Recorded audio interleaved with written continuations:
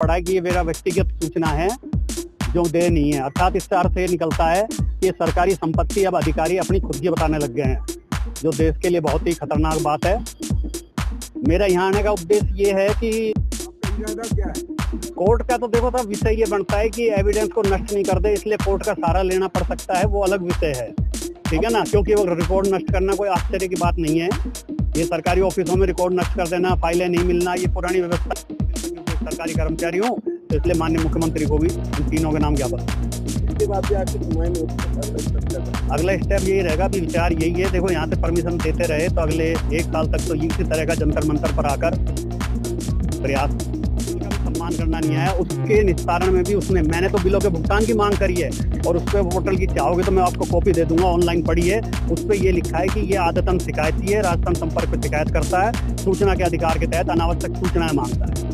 तो इस विषय में तो या सरकार को क्या संदेश देना चाहेंगे अभी इस चैनल पर? इस चैनल के माध्यम से मतलब मेरे जो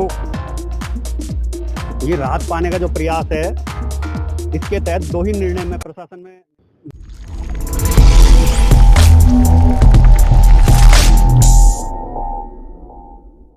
आज आपने बैठे हैं कोई इश्यू को लेकर, क्या है वो इश्यू, क्या है कारण?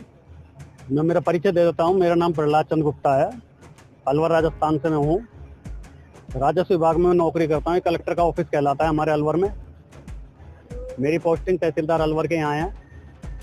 इशू इतना सा है कि वर्तमान में जो तहसीलदार रश्मि शर्मा है वो भारतीय कानून की पालना नहीं करती है। उसने अपना कानून बना रखा है, तहसील ऑफिस को खुद की बपोती बना रखी है। इसी संबंध में एक नई बात थोड़ा हटके कहना चाहूँगा। हमारे अलवर में 2 पैनोरमा बने हुए हैं, भर्तरी पैनोरमा और हसन का मेवाती पैनोरमा। उनके खर्चों में घोटाले हो रहे हैं, उसकी आरटीआई मांगी गई थी मैंने। तो उस आरटीआई में अब आश्चर्य देखिए इस देश का, या दुर्भाग्य कहिए, आने वाले समय में एक तहसीलदार रश्मि शर्मा लिख के देती है, मेरे पास लिखित में पड़ा है कि ये मेरा व्यक्तिगत सूचना है जो दे नहीं है। अर्थात इससे अर्थ ये निकलता है कि ये सरकारी संपत्ति अब अधिकारी अपनी खुद की बताने लग गए हैं, जो देश के लिए बहुत ही खतरनाक बात है। मेरा यहाँ आने का उद्देश्य ये है कि मेरे से ऑफिस चलाने के लिए हम पे दबाव दिया जाता है कि अपने वेतन से तुम सरकारी व्यय का खर्च कर दो और बाद में रिवर्समेंट मिल जाएगा। तो लगभग 1.5 साल पहले मेरे खर्च किए हुए बिल जो हैं उसका पेमेंट नहीं मिला। मैंने कोशिश करी, काफ़ी विधिवत लिखने का प्रयास किया, प्रार्थना पत्र दिए, ऑनलाइन पोर्टल पर निवेदन किया, तो भी कोई सुनवाई नहीं हुई। फिर मैंने पेन डाउन का सहारा लिया। उसका दुष्परिणाम ये सामने आया कि मेरा अक्टूबर 2025 से बिना किसी सूचना के अनाधिकृत तरीके से रश्मि शर्मा ने जबरन वेतन रोका हुआ है, मुझे बंधुआ बनाया हुआ है 6 महीने से। क्योंकि ऐसा कोई कानून नहीं है कि किसी से लगातार नौकरी करा लो और उसको कुछ वेतन में नहीं दो। हमारे सस्पेंड किया जाता है तो उसको भी निर्वाह भत्ता देती है सरकार। ये मानती है कि पेट भरने के लिए इसको पैसा चाहिए है, लेकिन रश्मि शर्मा ने बहुत अति कर रखी है।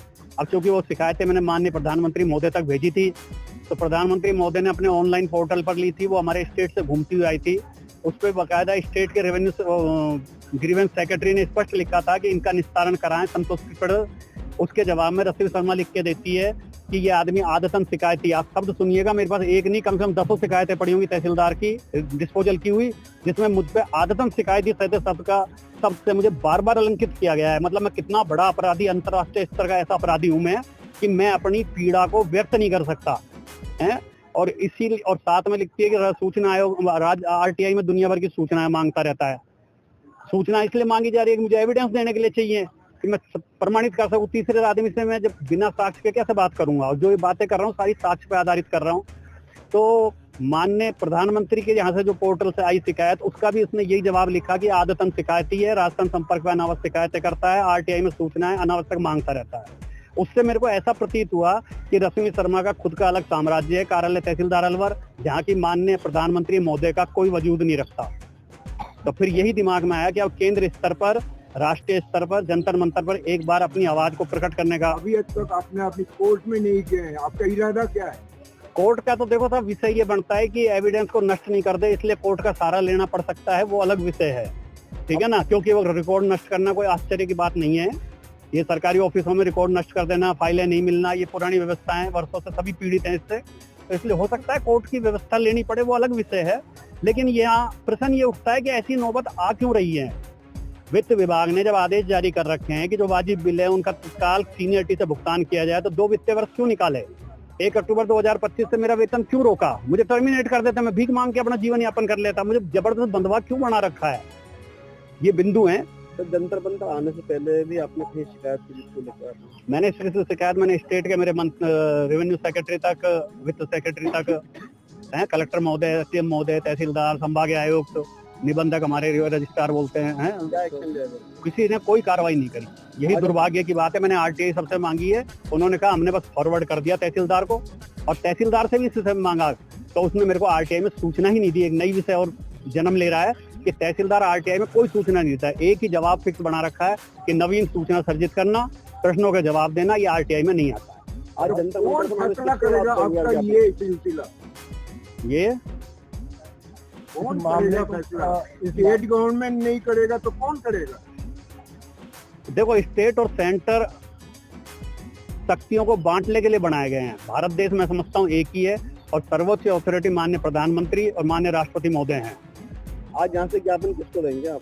ज्ञापन में माननीय राष्ट्रपति महोदय के नाम, प्रधानमंत्री महोदय के नाम, और स्टेट के लेवल पे क्योंकि एक सरकारी कर्मचारी हूँ तो इसलिए माननीय मुख्यमंत्री को भी, इन तीनों के नाम ज्ञापन दें। इसके बाद भी आपकी सुनवाई नहीं होती तो अगला स्टेप क्या करें? अगला स्टेप यही रहेगा, अभी विचार यही है। देखो, यहाँ से परमिशन देते रहे तो अगले 1 साल तक तो इसी तरह का जंतर मंतर पर आकर प्रयास किया जाएगा। ये हाथ में आपने क्या ले रखा है? इस पे क्या लिखा है? इस पे लिखा हुआ है गुलामी से दासत्व की ओर, दासत्व से आजादी, दासत्व से वास्तविक आजादी की ओर एक कदम।